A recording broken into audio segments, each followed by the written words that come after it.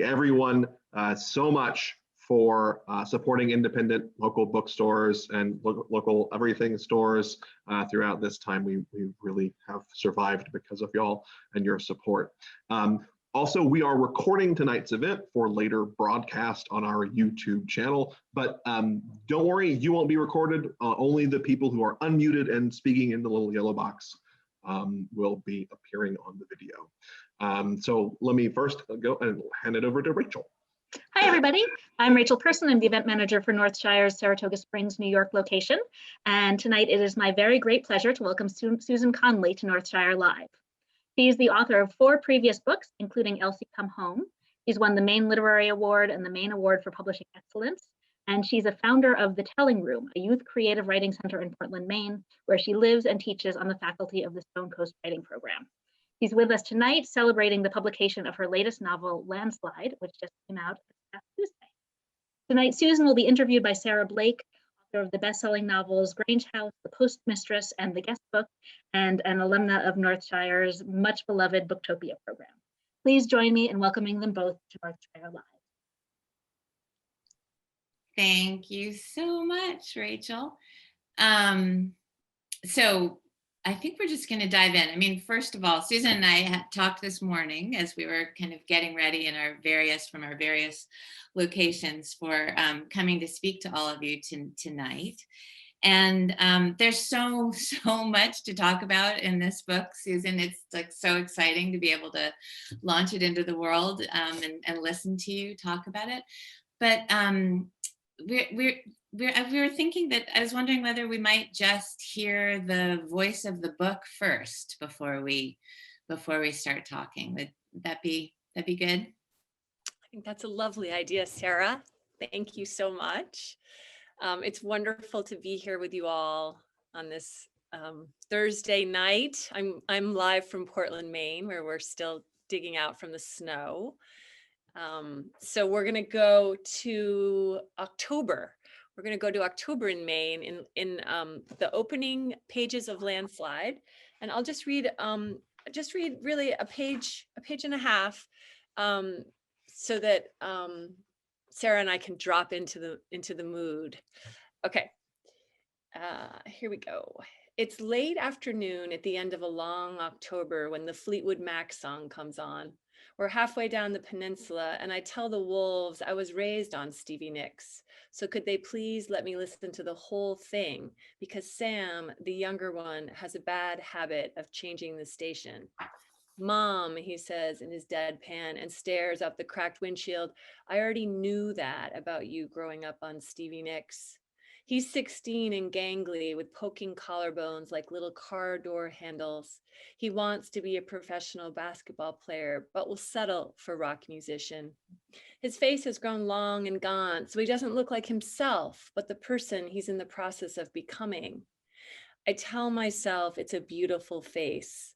It's important to tell myself that many things about teenage boys are beautiful, so I don't panic.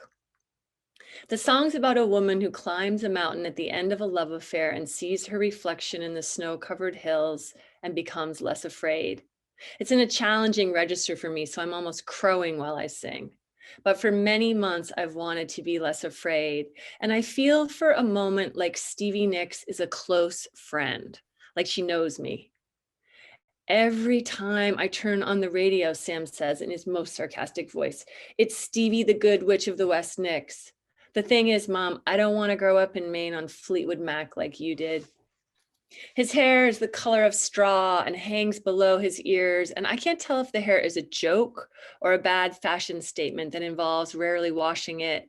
But I grin at him and move my head to the beat because at least he's speaking. Sometimes my son's silence in the car is flammable. Charlie's in the back seat. He's our moral police, 17 going on something like 33. He thinks sports are a hoax and believes in the laws of physics and a senior named Lucy, who recently moved to Maine from Burundi. He's taller and sturdier than Sam and has my husband's dark, wavy hair that doesn't move even in high winds. I'm trying not to think about my husband. He's renowned on the peninsula for his gargantuan energy and for being a fisherman who doesn't come home empty-handed. 10 days ago, his boat engine exploded off George's Bank and he broke his right femur and got airlifted to a hospital in Nova Scotia where he's recovering from surgery. I'm not allowed to talk to the boys about how much I miss him. I'm not allowed to talk to the boys about my dread or my worry or any of my emotions, really. This isn't because the boys aren't emotional. It's just that no outward expression of emotion is sanctioned in this phase of Woolf development. I've still somehow convinced myself that I'm needed more here with them than with my husband, even though the boys answer most of my questions in monosyllables. Since I got back from the hospital 2 days ago, I have not been able to take my eyes off of them. The tourists have all left, so there are no other cars on the road, just a fading sun that knives through the pine trees and puts its little spell on me. I keep asking myself who I want to be for Kit and Sam and Charlie. It's a coping strategy I read about in the hospital last week. Who do you want to be for the people who need you? Kit told me last week he didn't know who he was anymore now that he couldn't fish. The newspapers write about all the real estate money pouring into our state and how good the restaurants are. But most fishermen I know are selling their trawlers and fending off lenders. And I began to make a film about this a year ago, how almost none of the fishermen here can afford to fish anymore. It's my 4th documentary. I think you know me, I say to the boys, but you might not know all of me. Oh, we know you, Mom. Sam turns and rolls his eyes at his older brother like I'm a nut job. And I'll stop there. Thank you so much. I mean, you can already hear how this book just, takes on it, has this moment in a car, and how even in, a page and a half, Susan has taken us wide and wider. And that's one of the great joys of this book, Susan, is how you move us. And in particular, I thought maybe we could just start a little bit about, being inside Jill Archer's head. This is a woman who finds herself at a point in her life where suddenly everything she took for, what she knew, herself included, who am I, has been completely set topsy-turvy by Kit, her husband's accident. And I wonder if you could just talk a little bit about how you came to her at this. This is your 5th novel, is that right? This is Fourth my novel? 3rd novel, my 5th book. Third novel, Two your other, fifth two book. other genres, but 3rd novel in a row. This is your 3rd novel, and how did you come to come into Jill's head, come into this sort of moment, this time in a woman's life? How did you come to her story at this point? Thank you, Sarah, so much for setting this up. It's a nice place for me to enter the book. I think that I was orbiting Jill Archer for years, and I don't think I dared write about her yet because I wasn't ready to say the things that I wanted to say about Maine yet. And then I sort of reached middle age and then some, and then I sort of was able to look back and think about a woman in her later 40s, a woman that I'd seen different amalgamations of on the Maine coast for all my life, because I grew up here. And I saw her on this little island, this little speck of an island, and I thought, what would it have been like to raise your 2 boys alone on that island a lot of the time? Because this island had a fleet of trawlers in front of it for decades, and then that number had dwindled to 1, owned the last one by Jill's husband, Kit. And I thought if I could capture Jill, who's a pretty unassuming, modest woman, scrappy, has a good sense of humor, but is also devoted to her husband and devoted to her wolves. I thought if I could capture her, then maybe she could be my sort of my anchor for these other themes I wanted to explore around class and climate change and other things. Yeah, just as I say, there's that you have the sort of nugget, and then there's so many ways in which the book turns our, our attention towards the issues of class, the issues of change, the ways in which town and the self and its livelihood are changing. I mean, maybe we should just talk about Maine, since and place. And one of the things that's so masterful that you do here is sort of the book is a kind of meditation on place and self and story, and just the ways in which, like, the architecture of a self is expressed or replicated, often in place, and in particular, obviously here, it's so, I mean, Maine is a character in this book. It's so alive, and its particulars, its coastline, and its people. But I mean, maybe we could let's talk about islands. Let's just right from the beginning. How are you? I mean, you talk a little bit about that just then, about this island that the family has. I mean, what were you? How were you using that? What were you thinking about? Why was an island sort of an essential way to tell the story of a woman and a family and a town in a time of change? Well, you and I have talked a little bit about islands now already, and my God, talk about a powerful island in the guest book. So I want to hear you riff on islands as well, but they're awfully useful narrative devices.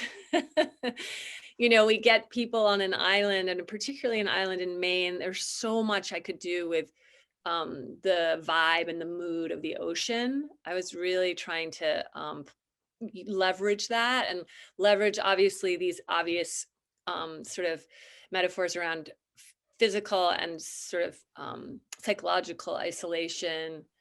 I wanted the real physicality of living on that island, and how they were at the mercy of the weather. I wanted a little bit of, like, danger. I don't know. Does this ringing true for you too, Sarah, when you think about why island? Well, I mean, it is almost, it is irresistible to you, because an island, the sort of structure of an island, and the way in which it's both a refuge and a kind of a retreat. So it's a place that can hold you, it binds you and defines you. If you're on an island, nobody else is on there, especially in Kit and Jill's island, again. I mean, but so narratively, that to use an island as the setting for characters who are, in fact, I mean, from the get-go, Jill is who I don't know myself. Who am I? And so if you ask that question on an island, what are we asking? How are we thinking about, ourselves as separate and as we're building? But I mean, I think one of the things about Kit and Jill, when their love affair begins on this island, I mean, I think that the romance of an island, and how an island figures, and especially how a place, again, can define you. I mean, you work so much with that in Landslide.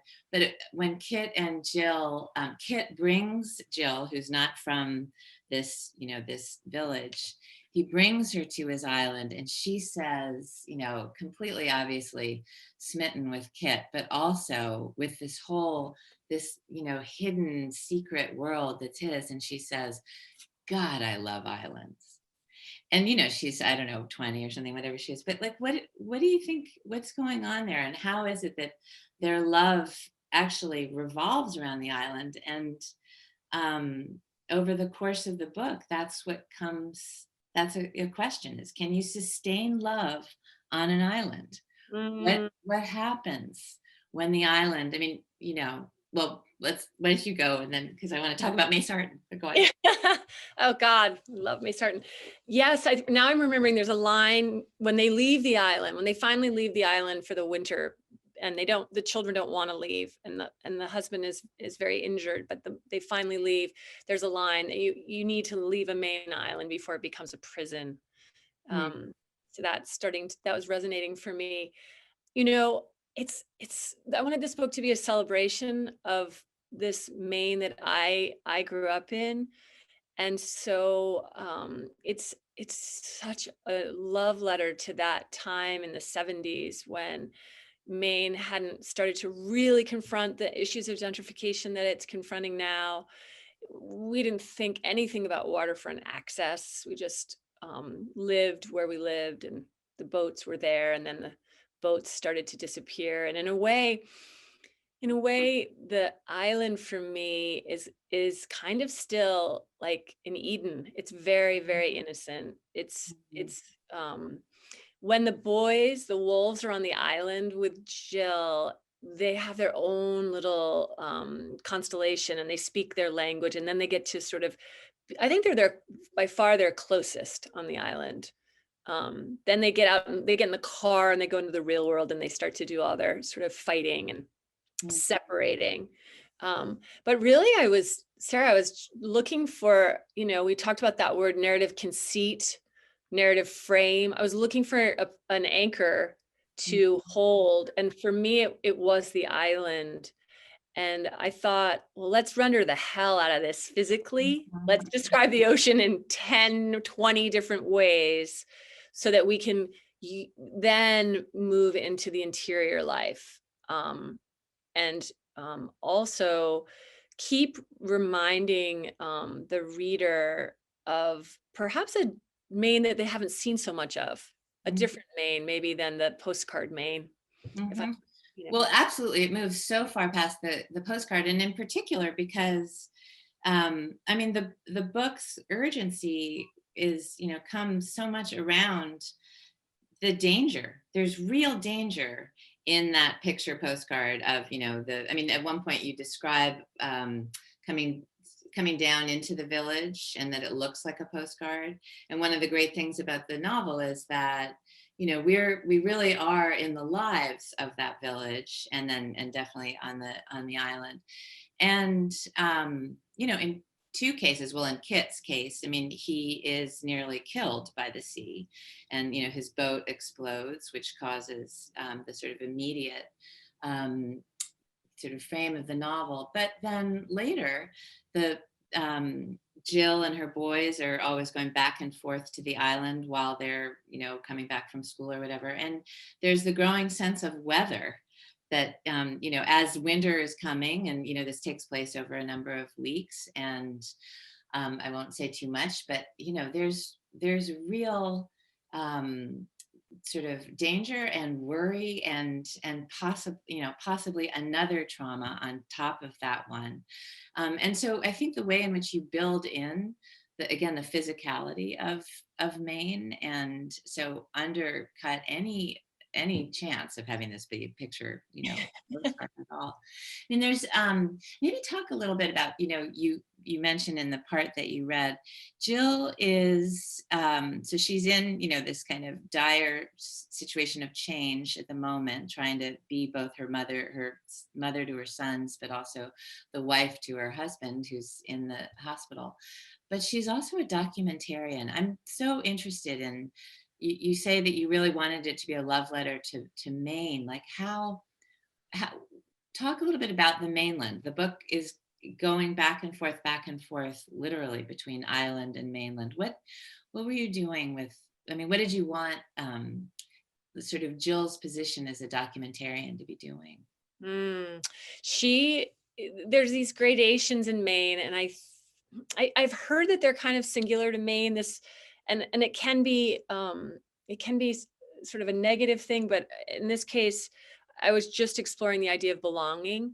And in Maine, you can be from away simply because you're not from that fishing village. You're from the mill town 2 hours north.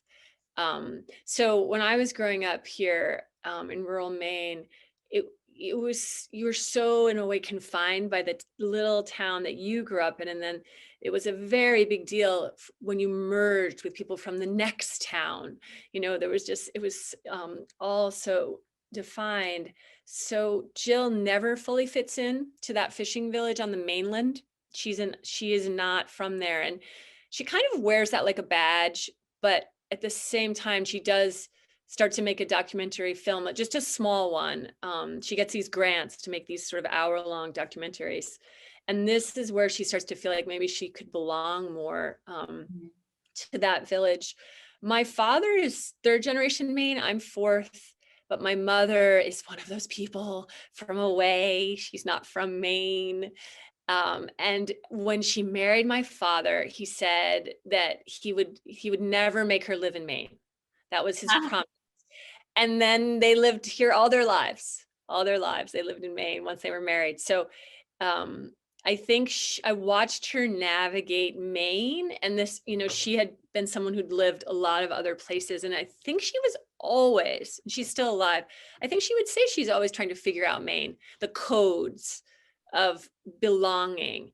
And then I overlaid that with a family from Burundi that has come to Harwich, which is the fictitious name that I give to the town. So now we have another level or layer of belonging, and that's something that is, there's a incredibly vibrant international community here in Maine now, refugees and international immigrants and asylum seekers. And I think that, Harwich, the Harwich that I knew when I was growing up was an entirely white, incredibly working class town. So who belonged there? Could that town change? What does change mean to a town like that? All these things were swirling for me, Sarah. I could go on and on. Well, no, this is great, because I think that this is, again, there's this sort of large themes about, place and the physical place, and both of Maine, but also islands and towns. And you have that wonderful epigraph from May Sarton where she says, "Yes, I am home again, but home has changed." I mean, that seems, the Landslide is a kind of, meditation on that notion of change in the place that home, which is, supposed to be so sort of not static, but it's, it's the place that enfolds you, that perhaps you don't see until it changes. And then, you're just going round and round. But I think that the other changes and this sense of self and place that is so essential in this book is Jill's sense of home, but in particular metaphorical place. Who is she as mother? And I was saying to you this morning that when I was given your book, and the very first page when you talk about the wolves. And, I also have 2 boys, and anybody who's had boys, but also teenagers, just the very notion of describing your children as the wolves, and, just like, so that it's yet another language that you're finding yourself having to speak when they're teenagers. And again, thinking so much about how the conversation of this book is about self and place, both structural, but also this metaphorical, and like, how do I even know who I am in these as it changes? I mean, maybe could you just talk a little bit about the wolves, these boys, and just what was this for you to be writing a book that's so also a love letter to teenage boys? I mean, completely, and also to their insanity. I mean, like. Oh, I'm so glad that you use that phrase, love letter to teenage boys. If I have achieved that, I have achieved my hopes for this book, in the sense that, we talked earlier about wanting to honor them and show them a lot of respect on the page. We don't often read, I think, teenage boys in adult literature done with a lot of thoroughness. Actually, there's a lot of stereotyping of the masculinity of them. And but Sarah, it's so funny. I was rereading the guest book today, and Kitty calls her boys ferrets. Yeah, it's true. And I love that. I thought, oh my God, now we have ferrets and we have wolves. That's true. What is going on? I love the ferrets. I was like, there's slightly more nefarious, the ferrets. But I wanted to actually play with wolves. So wolves, menacing, but also incredibly loyal to the pack. Mhm. Incredibly physical and loving and devoted. So the wolves, the teenage boys, they don't play to type in this book, and then they play to type, and they push the mother, and they push her, and then they love her up. And I found that I had Jill always on her heels. She was always on her heels in terms of how to try to connect with them. I think that was, if there was a question I was sort of overlaying over Jill, was how does she not lose the boys? And I meant that emotionally and then physically, because there is a boy that actually gets very, who frankly dies tragically in this book, but it's not one of the main characters, and it's not one of the brothers. So really trying to play with that idea of boy as menace, boy, and groups of boys. Oh my God, groups of boys as menacing. Seeing how vulnerable I could make the boys, and I think that led me back to the father too, Sarah. And could Kit be vulnerable? He comes from Jimmy, who's never vulnerable. Jimmy's a pretty diehard classic Maine lobsterman. I've known many of them. Me too. Larger than life in some ways. You almost feel like you're writing a cliche when you really write some of these characters, I think, Sarah. I wondered if you agree with this, that because they're so charismatic and they work off of like these tropes, right? They're really funny. Like Jimmy is a character with a capital C. So I had to not overdo him. Yeah. I mean, and I think the thing is that the way in which you're playing with and actually really thinking hard about the sort of intersection of silence, male silence, and trauma that's, that goes generationally unsaid, and that's, what gets repeated by Sam, the son, from Kit, the father's early trauma, and mother love. Like, how is it that the kind of, boy vulnerability and lost boys, as you say, this book is full of lost boys. And then, this mother who is in some ways telling the story of her own children as though she's a documentarian. I mean, like there is so much that sense of Jill as like trying to figure out like where she is and how this all happened, and her struggle to come to understand herself, and then understand the boys that she loves, but realizes, I mean, part of the wonder of this book is seeing Jill come to see what she had not seen, and so the knows that all of the ways in which these boys and these islands come, to a mainland, come together is just, it's incredibly moving and wonderful. But these wolves are lost, and the story of how to make a pack is just, it's seems to center all through this. Yeah, something else struck me, Sarah, and thank you so much for that. You have an epigraph in the guest book, and I'll get it a little wrong. I didn't write it down, but I loved it so much. The Virginia Woolf plot. Oh, yeah. What is it that could someone create? Yeah, what will you say? Oh my God, I've forgotten it too. Where's my book? I don't know. But sure. I think it's surely it is time that someone write a new plot. But yeah. Surely it was time someone invented a new plot. Right. So I love that so much, because these ideas of lost boys, of mother love, of inherited trauma, these are not new ideas. Right. They're well worn. So then, for me, it became a question of how to render and how to allow Sam in particular, the younger boy, he veers off the tracks. He gets into some trouble, but then, the question for me was how much trouble. I won't go too far into that, but I think there's a feeling with Jill in this book that there's always a slight chance she could actually lose him, like physically lose him, like he could perish. Yeah. And I think we all parents carry this fear somewhere inside us. And I had to try to give words to that. But again, all plots have been written. So how do we not write ourselves into corners with this kind of material? And that was my challenge. Mm-hmm, mm-hmm. I mean, I would love to know, just sort of going off on that, why is it called Landslide? Well, Sarah, let me count the ways. How do I count the ways? So it's an homage to Stevie Nicks to start. Okay.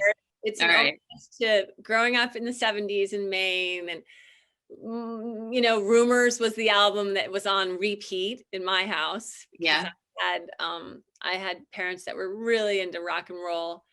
But we have a joke in Maine now that you can't go a day without hearing a Fleetwood Mac song on the radio. Yeah. You can't. And I love to test this out again and again. And it may come as no surprise that I do have 2 teenage boys, and they don't love Fleetwood Mac. Yeah. They are not Sam and Charlie in this novel, but they certainly inspired the novel in some ways. So there was the start of Landslide, but that word, I really, really wanted to play with that word and press on that word. So we have so much a landslide of change, and we have the warming water, we have the decimation of the stock of fish, and then we have this landslide of trouble. We have injury, and we have trauma, and there are many landslides happening here, and none of them are about winning big. None of them are and I love if you love Stevie Nicks like I do, And I do. that song, you know, I've been afraid of changing because I built my life around you. As sort of the echo of that song. And will Jill change actually to meet her husband? You know, what is a marriage? What is a marriage when one of the people, Kit, probably can't do the one thing that he loves to do? He probably can't fish anymore. Yeah. And he says, "Who am I?" I mean, you know, in that first page and a half that you read, you have all the characters basically saying, "Who am I? If I am not, you know, a fisherman, or if I am not this mother, or if I am not, you know, this boy, you know, for Sam and Charlie." I mean, and I think so. It really is the question of, in the face of so much change right now, who are we? Who are we going to be? You know, and seems the book is really asking us to you know, to watch the process of how you start to write a new plot. You know? Oh, that's nice. Yeah. Yeah. And you know, this question, I ask it with a lot of humility. I ask whether Kit can fish again with a lot of humility. I mean, I interviewed a number of fishermen for this book, commercial fishermen, and that is not a question you ask lightly of someone.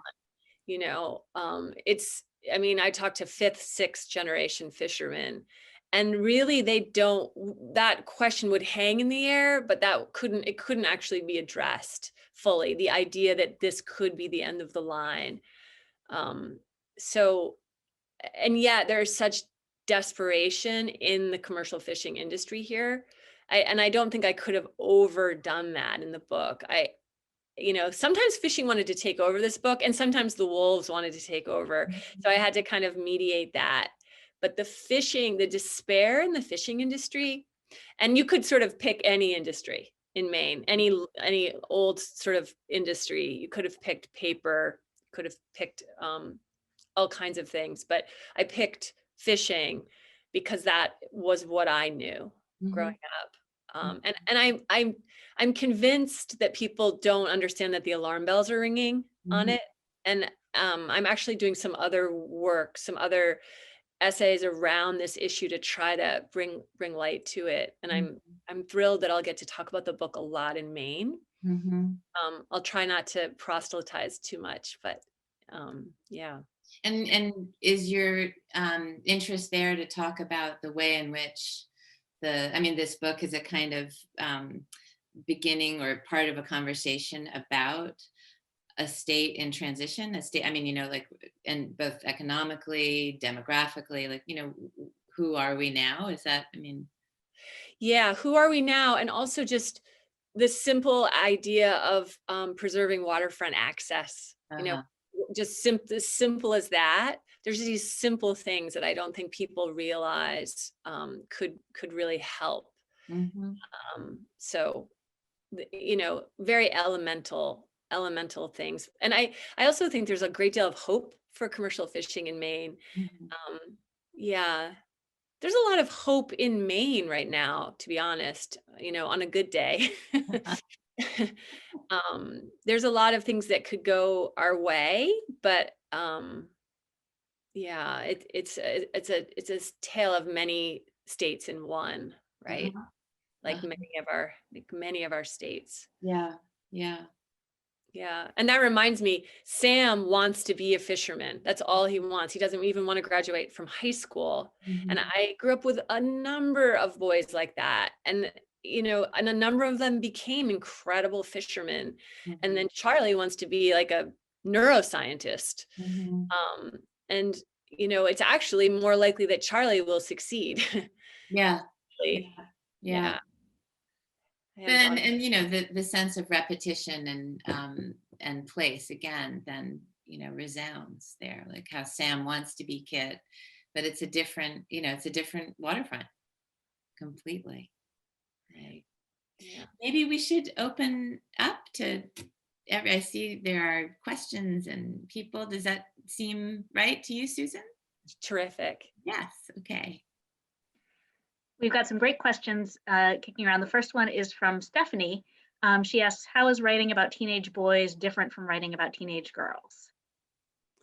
Well, thank you, Stephanie. I think that for me, it was actually very different. I had written about two girls in my prior novel, Elsie Come Home, and I found that I had such tenderness for the girls. And I think I was approaching it with this wonder because I live in boyland. I only have boys and I only know boyland. I only speak boy. So I had great fun writing girl. And then when I wrote these boys, Sam and Charlie, I just felt like I could have written dialogue with Sam and Charlie and Jill for like hundreds of pages. I loved having them talk. Sarah, have you had this experience? I have never tried to write a teenage boy, so yeah, so not yet. No. There's never really a teenage boy, is there? It's funny. You just jump. You jump Yeah. from little boy. Yeah. Yeah. Just forget adolescence. No. No. Is there something else I can help with? No, go away. Oop. Oh. Okay. Yeah, I mean, I could talk more about that, but I think I've talked about what a celebration of boy I wanted to have in this book.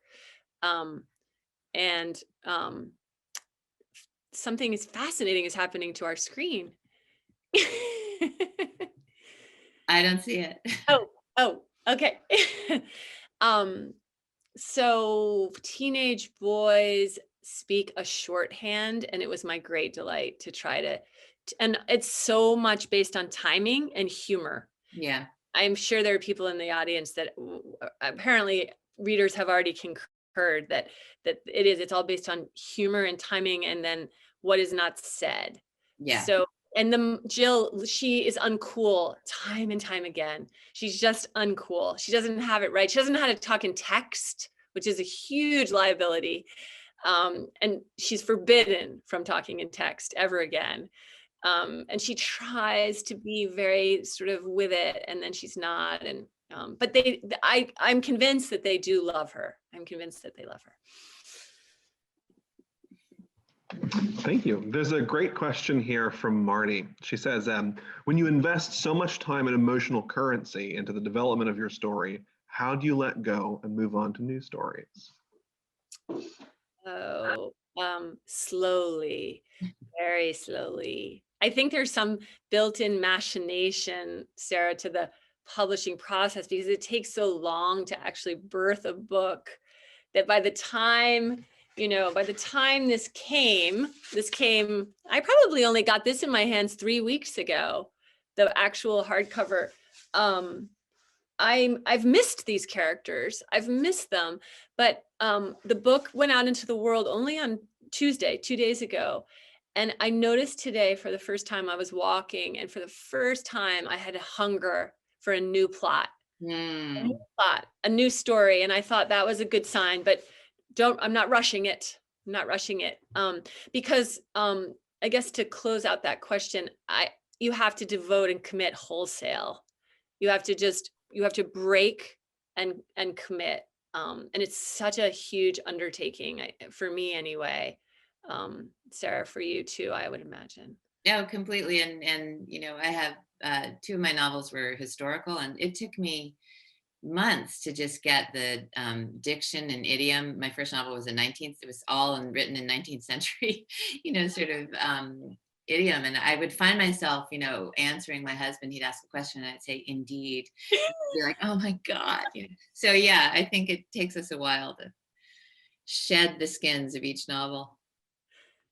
Well said.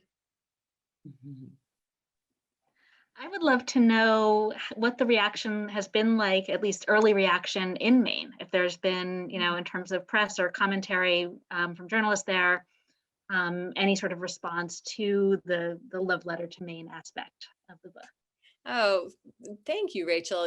You very insightfully might understand that for me, the greatest litmus test was a review that I got in the Working Waterfront, which is sort of the Bible for the fishing industry, right? And this beloved Maine writer who just really wanted to write about Landslide. And then no one else knew that I was waiting on the Working Waterfront review in this little journal that comes inside your newspaper. But that came last week, and I had passed the test, and it was a lovely review. And that mattered to me a lot. And Maine is actually quite an incredible place to be a writer. And I have been actually quite overwhelmed by the response to the novel. It's just been kind of very, very satisfying and exciting. And we're going to do lots of events in the state. And I think that I'll press on different themes in the book as I move around the state based on where I am. So yeah, so far so good. Great. I've got a question for you both. Can you tell us a little bit how the pandemic has affected your writing process? Sarah, you go first.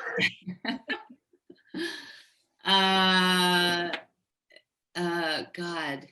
I mean, I do think that the forced staying at home is a complete double-edged sword, because of course, on the one hand, it hasn't changed anything at all. I mean, I wake up every day and do exactly what I did before the pandemic, but the fact that I couldn't just whip over and do something, like sort of feed my need for distraction, often would work against, than just staying at my desk. Then I was like, I'm trapped, rather than that. In fact, this was yet another way to write better. But I mean, basically, not much has changed, because I'm at my desk looking at the same window, COVID or not, So yeah, I would say.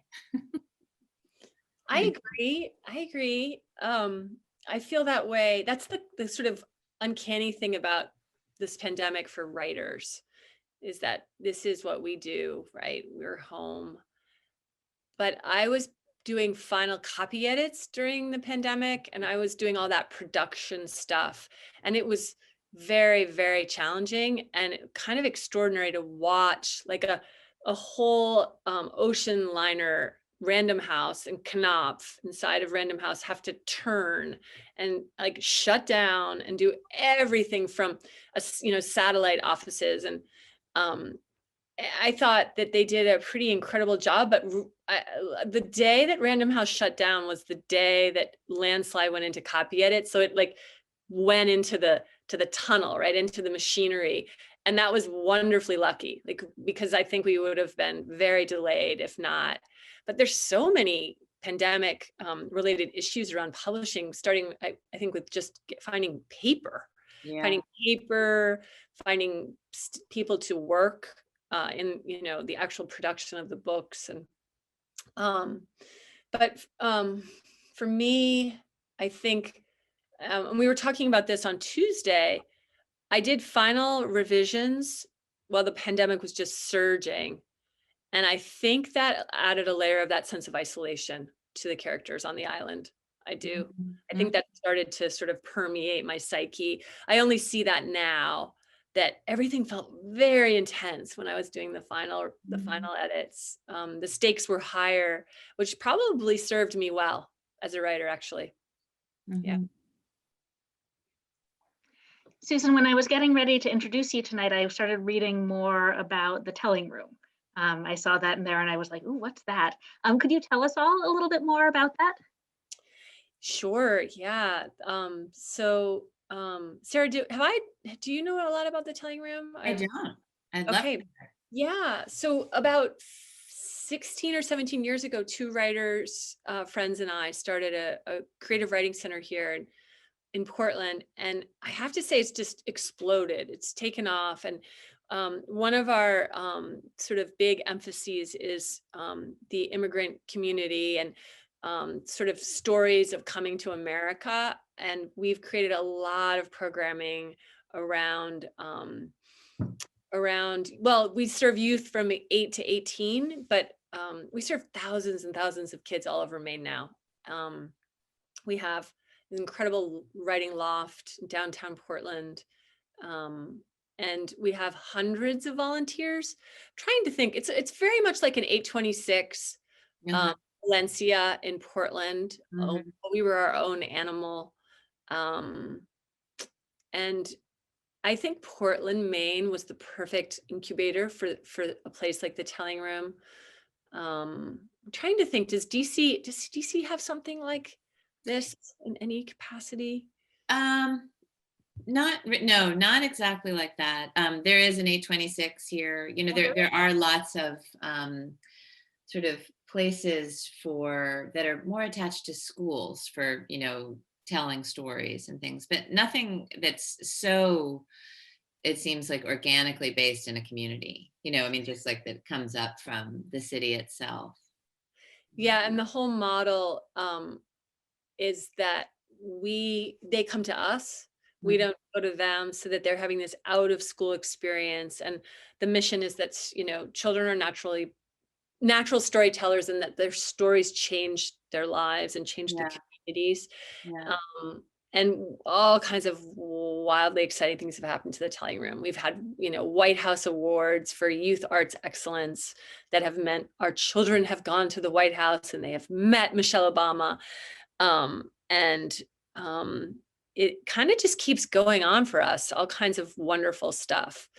So that's been a deeply, deeply satisfying part of my writing life. I had moved back to Maine when I was, I think I was about 30 years old, and I left academia. And I thought all I wanted to do was do youth programming, storytelling for youth programming. And that's why I started the Telling Room.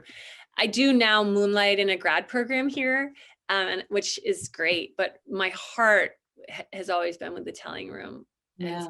Yeah, it's been terrific. Well, especially because, we see it over and over and over and over, that the stories that just sort of snowball a sense of imagination and empathy and policy.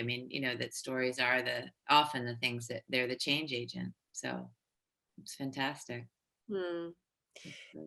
Sarah, are you able to share what you're working on right now, or is it secret? Well, actually, if you right behind you, this is. I wondered.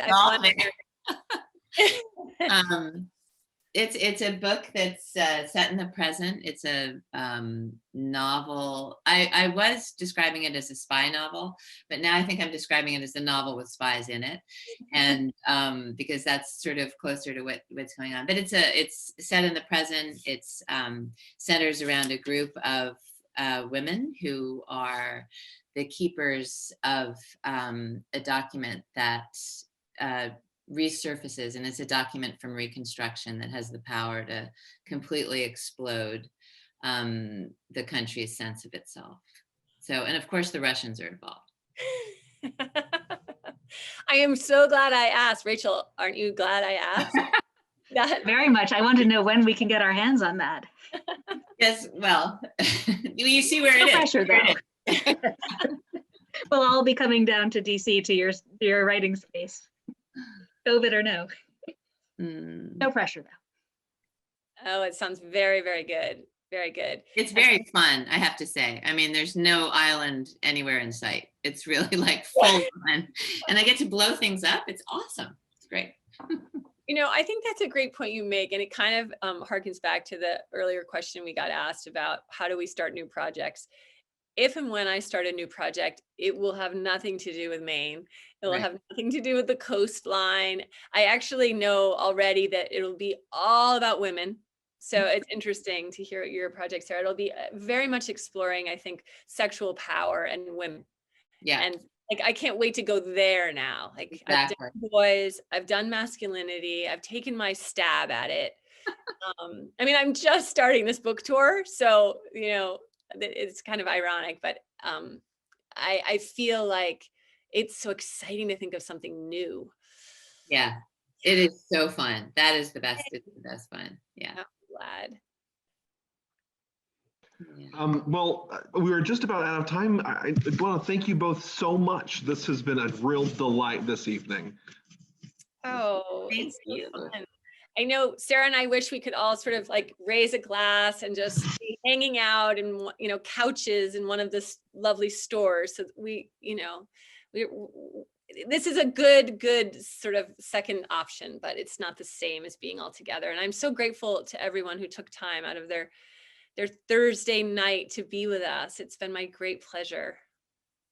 This really has been a delightful one, and we are so grateful to both of you for taking the time to do this for us. It's really just a treat to be together this way. Though, yes, next time in one of the stores, we'll all be cozy in that space.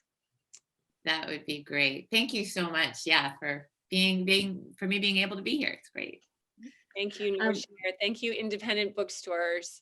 My God, where would we be without you? Really? No kidding. Many writers would be lost. And thank you, dear Sarah, for being such a insightful and thoughtful reader. I'm so grateful to you. It's been so lovely to see you. You too. Easy to do for such an amazing book. Everybody's just go read. It's so fun. Great. The book is Landslide. And you can order it at northshire.com. Yeah. Have a lovely evening, everybody. Take care. Take care. Well. Bye.